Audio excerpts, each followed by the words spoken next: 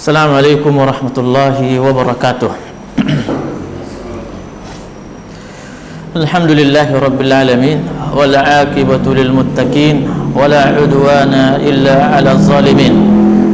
Ashhadu an la ilaha illallah wahdahu la syarikalah wa ashhadu anna Muhammadan 'abduhu wa rasuluhu wa ba'd. Kita memuji dan bersyukur kepada Allah Subhanahu wa taala.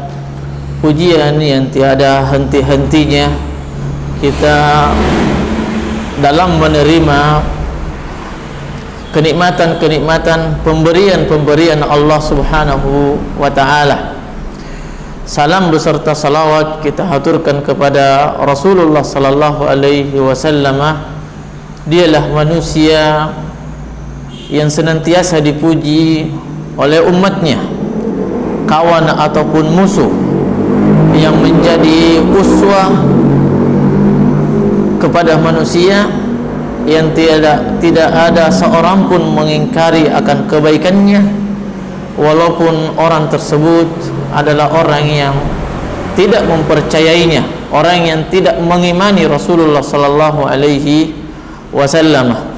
Kalaulah orang mukmin itu atau orang kafir itu mempercayai daripada akan akhlak Rasulullah sallallahu alaihi wasallam, keteladanan Nabi sallallahu alaihi wasallam, akan keindahan tentang akhlaknya, perangainya terhadap sesama manusia, maka seyogyanya, maka wajib bagi orang mukmin untuk senantiasa meneladani, mencontoh Rasulullah sallallahu alaihi wasallam, karena dialah manusia yang tidak memiliki kekurangan.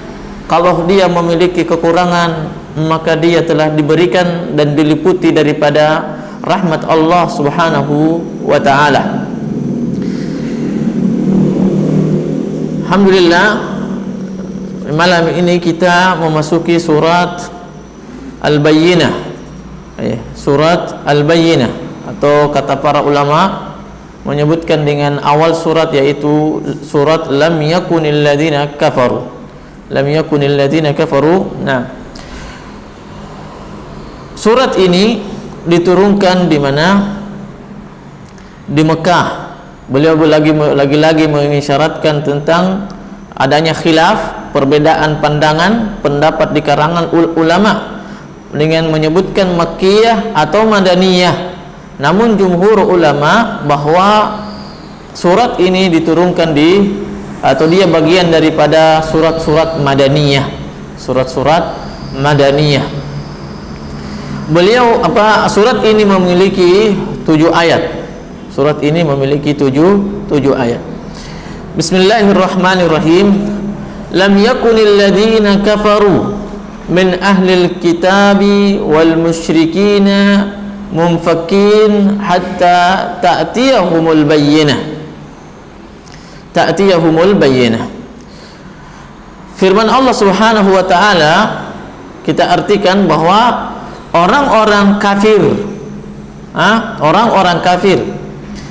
tidak akan kafir ini dari kalangan ahli kitab.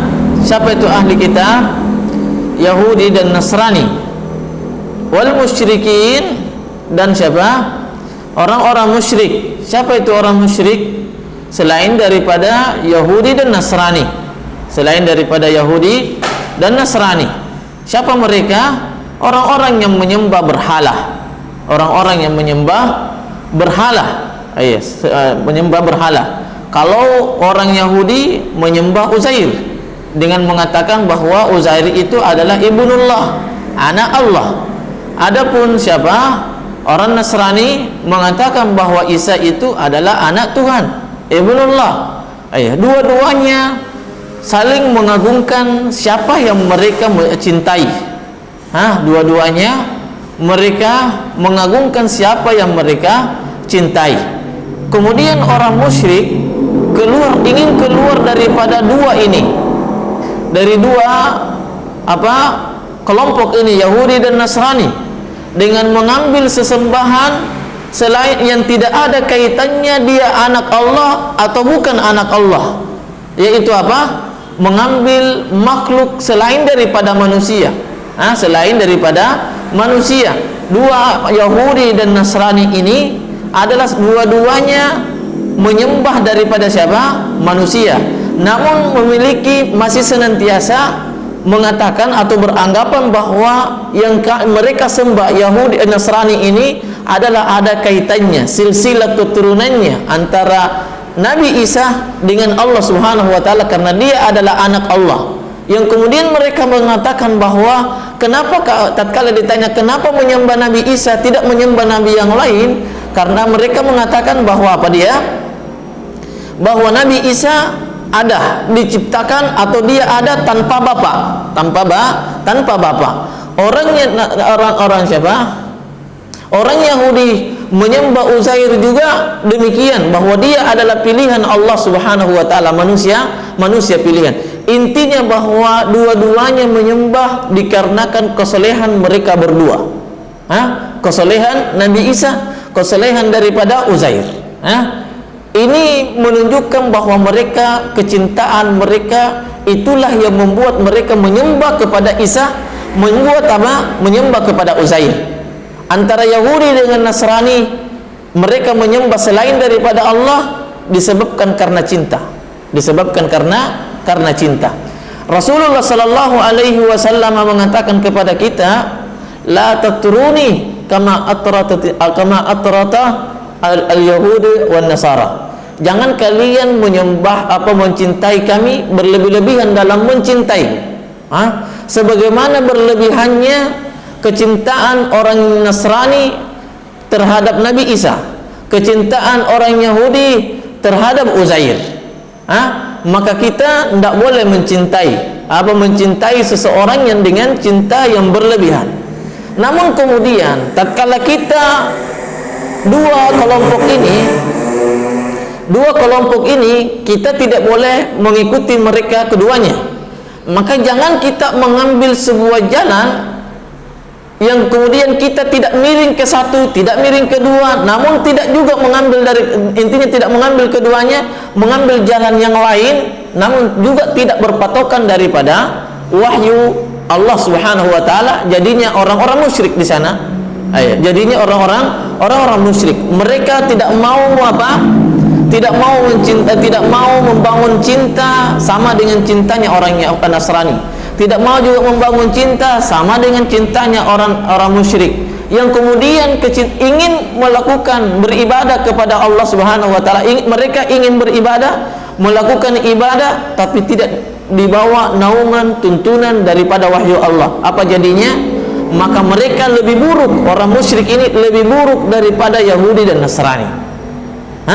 Lebih buruk daripada Yahudi dan Nasrani. Siapa itu musyrik? Siapa saja selain daripada Yahudi dan Nasrani yang menyembah selain daripada apa yang mereka sembah. Berarti orang Hindu, orang Buddha, seluruh agama selain daripada Yahudi dan Nasrani, maka mereka adalah orang musyrik. Maka kita ini adalah Islam. Kita ini adalah Islam.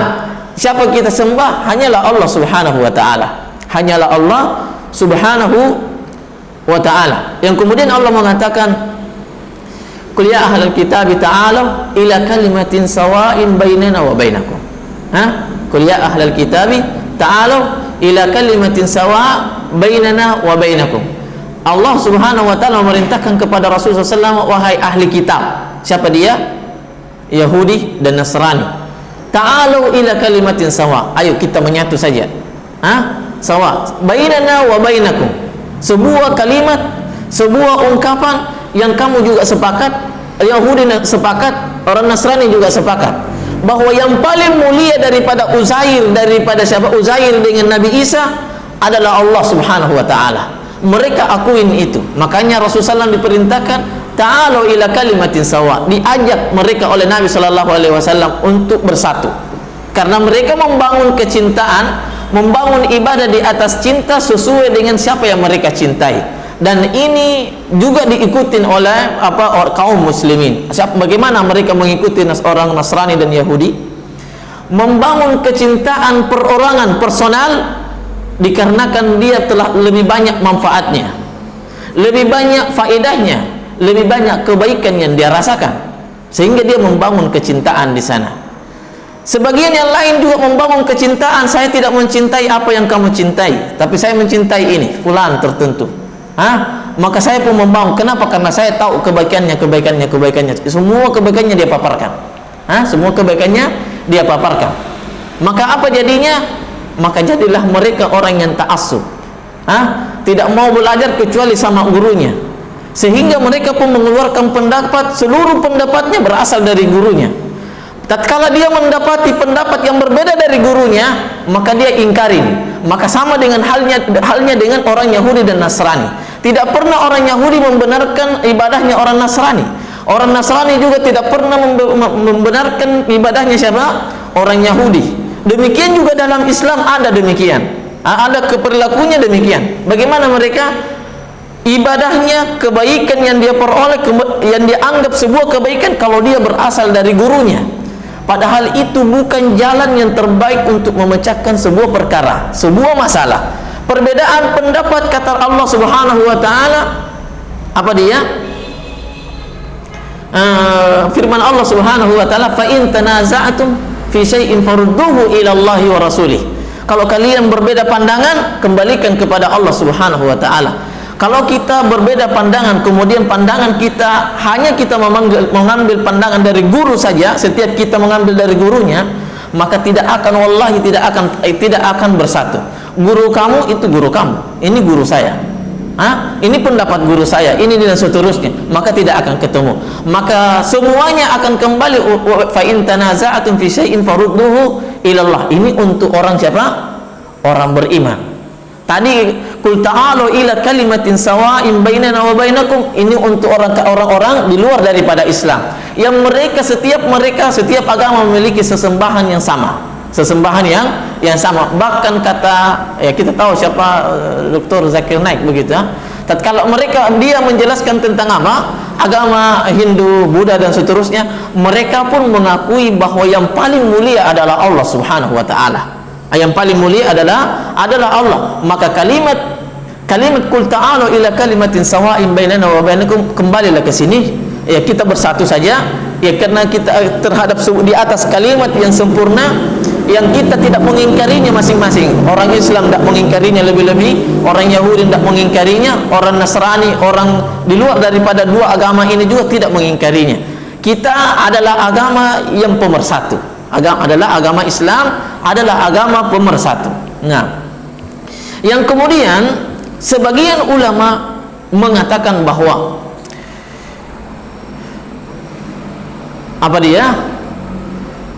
ahli kitab itu tidak ada lagi saat ini.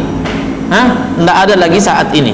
Ahli kitab tidak ada lagi saat ini. Betul bahwa Nasrani dan Yahudi ada saat ini, mereka beragama, tapi mereka tidak ada lagi wujudnya. Itu hanya sekedar pengakuan. Namun tatkala kita mendapati Allah mengatakan bahwa mereka adalah ahli kitab, padahal mereka itu membaca Injil, Taurat yang bukan asli, Injil yang bukan asli, maka bagaimana mungkin kita mengatakan bahwa mereka adalah ahli kitab? Padahal kitab yang mereka baca adalah kitab palsu. Injil yang mereka baca adalah Injil yang palsu. Taurat yang mereka baca adalah Taurat yang palsu. Sehingga mereka ulama ini mengatakan, sekelompok ulama ini mengatakan apa? Bahwa ahli kitab tidak ada lagi sekarang aslinya. Walaupun dia keberadaan Yahudi dan Nasrani itu bukan intinya, bukan aslinya. Dia tidak sesuai dengan maknanya. Dia sekedar pengakuan saja. Nah, yang ada sekarang adalah semuanya adalah musyrik. Semuanya adalah musyrik semuanya. Mereka adalah menyembah selain daripada Allah. Selain daripada Allah. Namun kemudian Ibnu Taimiyah rahimahullahu taala mengatakan bahwa kalau orang Yahudi ahli kitab ini yang mereka adalah Yahudi dan Nasrani, maka bagaimana mereka? Maka banyak ayat yang tidak digunakan di dalam Al-Qur'an. Maka akan banyak ayat yang tidak berlaku di dalam Al-Quran, yang ayat ini berbicara tentang Yahudi, berbicara tentang Nasrani. Padahal sebagaimana di sini ahli kitab dengan musyrikin. Kita mengetahui kaidah apa ya? Nah, kaidah dalam bahasa Arab, idza taraka ijtama wa idza ijtama iftaraka. Apabila suatu kata, dua kata berbeda lafaz dan berbeda lafaznya terkumpul dalam satu kata, terkumpul dalam satu kalimat, dalam satu konteks, maka itu menunjukkan apa? Berbeda. Kalau dia berpisah, maka dia berarti dia adalah maknanya sama. Kalau di sana disebutkan musyrik saja, di sini kan disebutkan dua-duanya, ahli kitab dengan musyrikin, ahli kitab dengan musyrikin, maka menunjukkan bahwa ahli kitab itu berbeda maknanya dengan orang-orang musyrik, berbeda maknanya dengan orang-orang musyrik. Namun kalau disebutkan saja dalam satu konteks satu saja orang musyrik, berarti masuk di dalamnya adalah siapa? Masuk semuanya Yahudi, Nasrani dan orang-orang musyrik, para penyembah berhala begitu. Yang kemudian ini Ibnu Mas'ud radhiyallahu taala anhu membaca ayat ini, lam yakunil ladzina kafaru minal musyrikina, lam yakunil ladzina kafaru minal musyrikina wa ahlul kitab. Dia balik begitu bacaannya. Namun kemudian cara bacanya siapa? Ibnu Mas'ud. Dia balik. Namun kemudian Ibnul Arabi dari kalangan ahli tafsir, kalangan ahli mazhab Maliki mengatakan bacaan Ibnu Mas'ud tidak menunjukkan bahwa itu adalah bagian daripada atau di antara jenis bacaan Al-Qur'an, yaitu dibalik. Innal ladzina lam yakunil ladzina kafaru min ahlil kitab. Di antara bacaan yang lain adalah innal ladzina kafaru minal musyrikina wal ahlil kitab. Itu bukan bacaan, itu bukan model atau jenis atau di antara jenis bacaan. Tetapi ini bacaan Ibnu Mas'ud itu menunjukkan fi ma'radil bayan. Dalam rangka menjelaskan. Maka ini perkataan Ibnu Mas'ud cocok dengan mazhab tadi yang pertama, bahwa mazhab apa? Bahwa ahli kitab tidak ada wujudnya sekarang. Tidak ada wujudnya, yang kemudian semuanya itu terangkum di dalam apa? Musyrik. Terangkum di dalam orang-orang musyrik. Dipahami? Nah,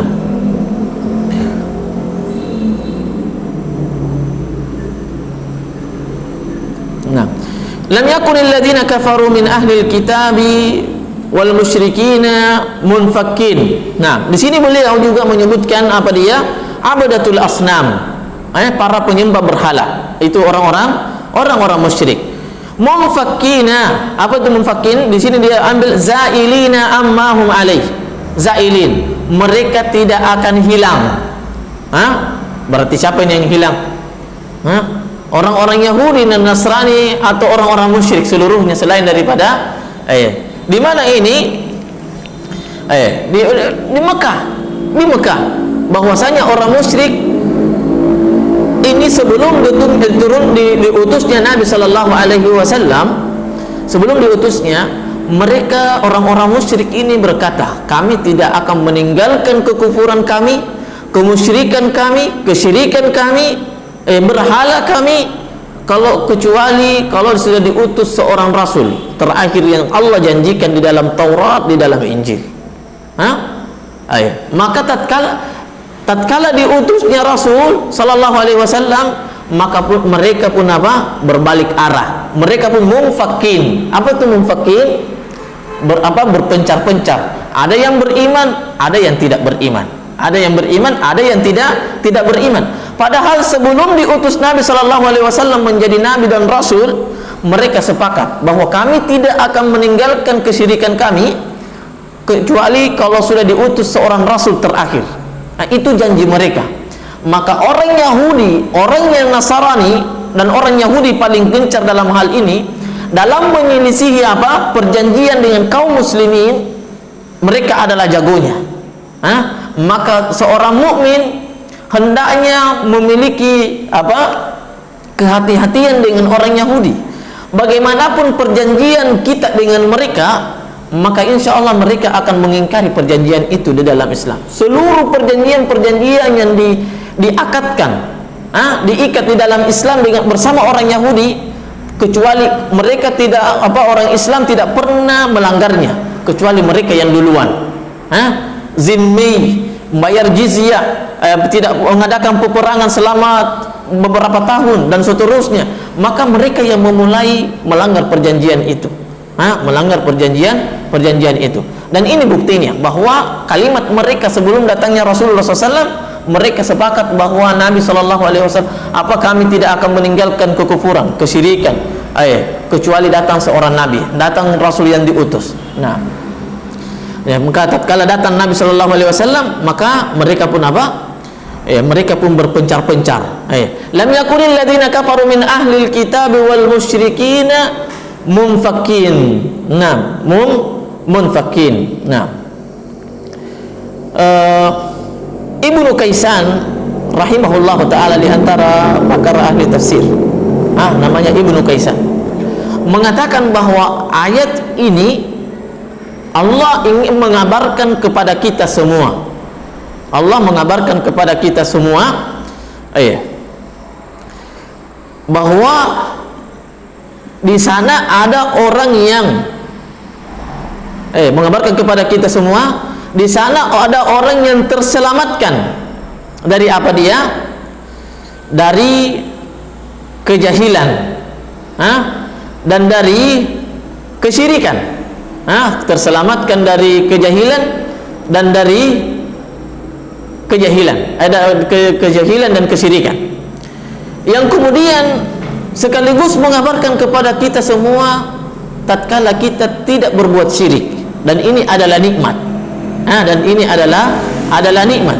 Allah mengabarkan kepada kita semua, kata Ibnu Kaisan, mengabarkan bahwa di kalangan manusia itu ada orang yang terjerumus di dalam kejahilan, terjerumus di dalam kesyirikan. Namun ada yang diselamatkan, dan ini merupakan nikmat dari keduanya, dari keduanya. Maka orang yang terselamatkan dari keduanya, kejahilan dan kesyirikan, maka hendaknya memperbanyak bersyukur kepada Allah Subhanahu wa taala. Bersyukur kepada Allah Subhanahu wa taala. Maka ini selesai tadi selesai tadi perkataan Ibnu Kaisan. Yang kemudian apa? Kemudian yang menyebabkan seseorang tidak menyembah kepada Allah, melakukan kesyirikan, itu dikarenakan kejahilan. Itu dikarenakan kejahilan. Kenapa? Karena Allah yang mengatakan sendiri di sini apa dia?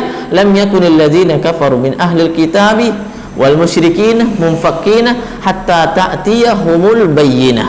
Hatta ta'tiyahumul bayyinah. Bayyinah ini adalah ilmu, bayyinah adalah ilmu. Namun ahli tafsir menyebutkan, bayyinah, jumhur ulama mengatakan dia adalah Rasulullah sallallahu alaihi wasallam. Ahli tafsir yang lain menyebutkan bahwa bayyinah adalah Al-Qur'an, dan ilmu itu sumbernya adalah Al-Qur'an.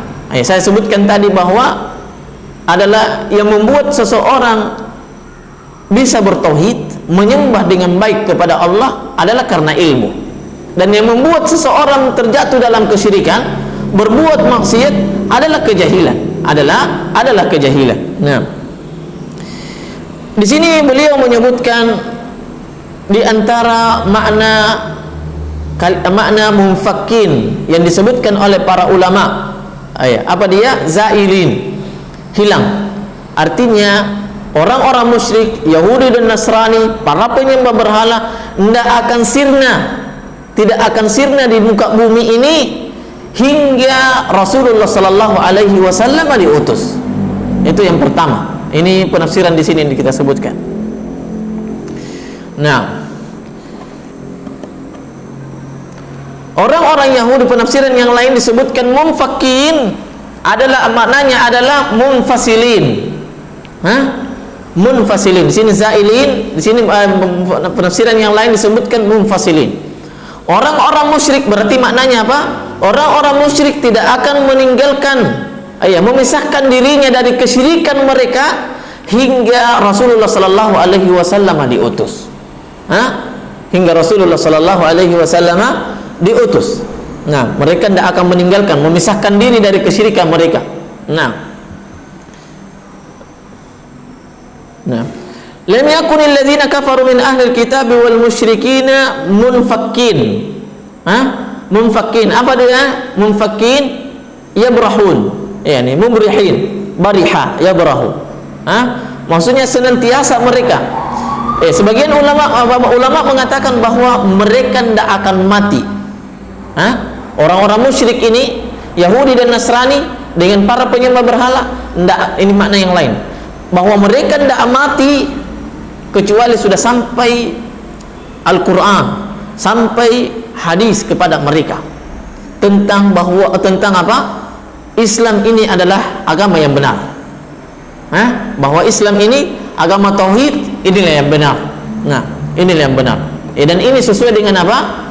Sesuai dengan hadis Rasulullah SAW yang mengatakan, artinya bahwa tidak ada lubang, tidak ada hutan, tidak ada sahara kecuali di dalam apa Islam akan sampai di dalamnya. Seandainya mereka sembunyi di bawah lubang di dalam lubang biawak, maka Islam pun masuk di dalamnya. Islam pun masuk di dalamnya sekedar untuk mengingatkan dan memberikan nasihat bahwa inilah agama yang benar. Inilah agama yang benar. Makanya mereka tidak akan meninggal setelah Rasul sallallahu alaihi wasallam. Mereka tidak meninggal kecuali mereka masuk neraka. Kecuali mereka masuk neraka. Kenapa? Karena disebabkan mereka telah sampai hujjah kepada mereka bahwa Rasulullah inilah Rasul yang apa? Yang Allah utus, Rasul terakhir yang menghapus seluruh agama-agama sebelumnya. Nah, ini diantara apa makna daripada makna lam yakunil ladzina kafaru min ahlil kitabi wal musyrikin munfakkin, bahwa mereka tidak akan meninggal dunia kecuali mereka sudah mengetahui bahwa agama yang benar adalah Islam. Atau mereka disebutkan di sini bahwa mereka tidak akan hilang di muka bumi, terutama Mekah dengan Madinah, kecuali setelah datang Rasulullah sallallahu alaihi wasallam. Apa jadinya? Maka inti mereka, puncaknya mereka hilang, pergi jauh dari Mekah, jauh dari Madinah saat terjadi peperangan Khaybar. Apa mereka? Pergi meninggalkan kota Madinah. Kemana mereka itu? Kemana mereka? Sebelumnya mereka disebutkan dalam sirah, sebelumnya mereka itu memang berada di mana? Bagian Palestina di sana. Bagian Palestina.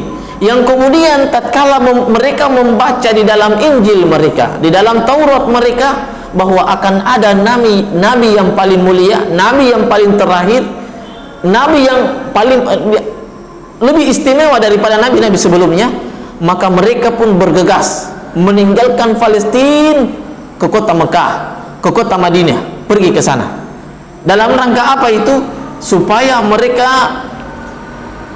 mereka apa? Memperbanyak keturunan di sana.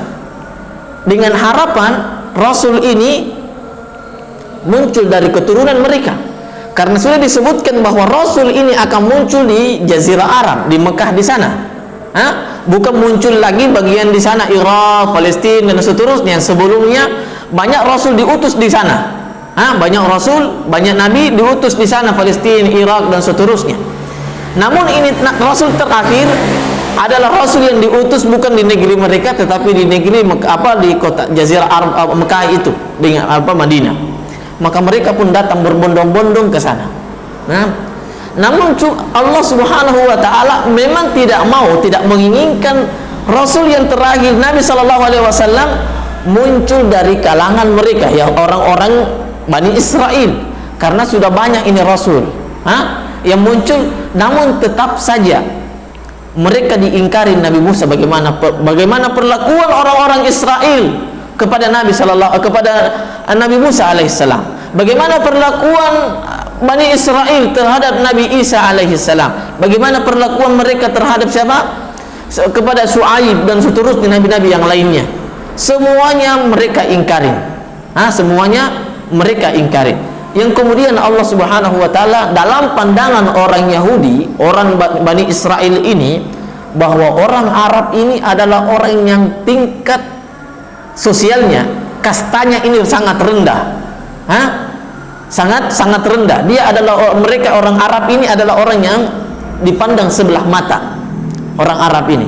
Yang kemudian Allah Subhanahu wa taala berkehendak yang lain, ingin memuliakan bangsa Arab. Ini adalah sebuah kemuliaan bagi bangsa Arab. Dengan diutusnya Nabi Shallallahu Alaihi Wasallam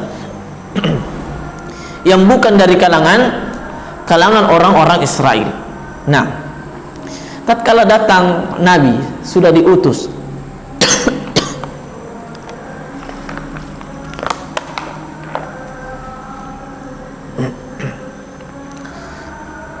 tatkala diutus lagi Nabi Shallallahu Alaihi Wasallam, diangkat menjadi Rasul, maka apa jadinya? Mereka pun tidak mau menerima bahwa Nabi itu adalah dari kalangan bangsa Arab. Karena sebelumnya yang tertanam di dalam pikirannya bahwa mereka ini orang Arab ini adalah orang yang status sosialnya orang yang rendah, bukan orang yang mulia. Maka dalam pemikiran mereka, kalau saya ikut kepada Nabi SAW, berarti saya ikut mengikuti orang yang rendah daripada saya. Saya ini orang mulia. Saya ini orang mulia dalam pandangan orang-orang Israel. Sehingga itulah di antara sebab yang membuat mereka tidak beriman kepada siapa? Kepada Nabi Sallallahu Alaihi Wasallam. Namun sebelum diutusnya Nabi menjadi Rasul, orang-orang Yahudi dan Nasrani dari kalangan Bani Israel ini semuanya, atau kalangan orang-orang Arab, semuanya sepakat bahwa Nabi Sallallahu Alaihi Wasallam adalah orang yang terbaik. Akhlaknya adalah akhlak yang terbaik. Maka kata, kalau tidak salah, Qatadah rahimahullah ta'ala, Qatadah mengatakan bahwa ayat ini menunjukkan bahwa Nabi orang-orang Yahudi dan Nasrani tidak pernah berpecah belah.